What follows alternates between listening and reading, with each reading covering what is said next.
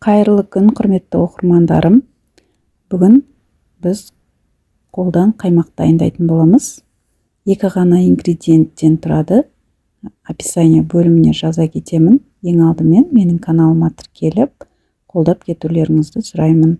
Видеоны соңына дейін көріңіздер.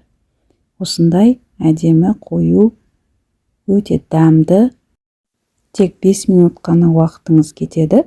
Қолдың қаймағынан ешқандай айырмашылығы жоқ. Дәмі өте керемет болады. Бізге керегі 6% сүт, осындай блендер қажет, және сүтті өлшегенге осындай ыдыс.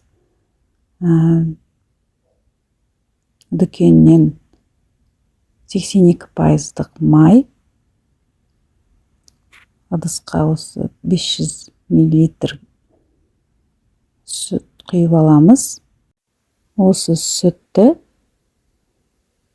ыдысты газға қойып, астын жағып, сүтті құйып, үстіне 400 грамм 82% майды салып, осылай газды жағып, ертіп аламыз.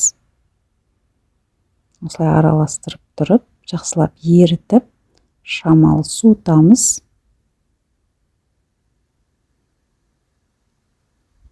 Осылай блендердің ыдысын пайдаландым. 2 бөлікке бөліп, блендермен 5 минуттай араластырамыз. Міне осындай көбіктеніп шығады. Әдемі көбік болып шықты. Енді осы көбіктенген сұйықтығымызды банкіге құйып, бетін жауып, холодильникке қоямыз. Міне екінші бөлігінде көрсетіп жатырмын. Тура жаңағындай 5 минуттай араластырып, осылай көбіктенген кезде банкіге құйып, бетін жауып, холодильникке қойып қоямыз. Холодильникке 24 сағатқа қоямыз. Міне біздің қаймағымыз дайын. Өте әдемі, өте дәмді болып шығады. Тура осылай жасап көріңіздер.